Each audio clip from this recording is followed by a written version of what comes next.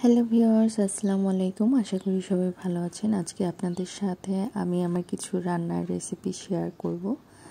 ভিডিওটি ভালো লাগলে দেখতে থাকুন। এটা হচ্ছিল চিকেন বিরিয়ানি। আমি এটা ঘরে থাকা সিদ্ধ চাল দিয়ে করেছি। অনেক সময় পোলাও চাল থাকে না এবং ঘরে থাকা উপকরণ দিয়ে এটাকে আমি রান্না করেছি এবং খেতেও অসম্ভব মজার।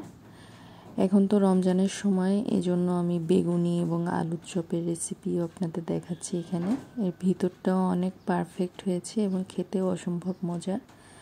আপনারা দেখলেই বুঝতে পারছেন, খুব সফট এবং মচমচেও আছে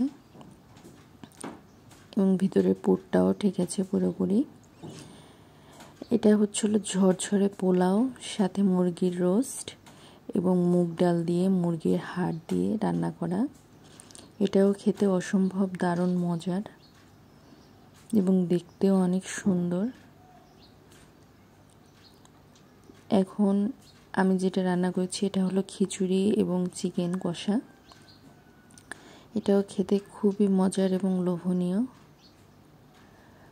আপনাদের এই রেসিপিগুলো ভালো লাগলে আমাকে জানাবেন, আমি আপনাদের এই ভিডিওগুলো দেখানোর চেষ্টা করব। ভিডিওটি ভালো লাগলে চ্যানেলটি সাবস্ক্রাইব করবেন। ধন্যবাদ।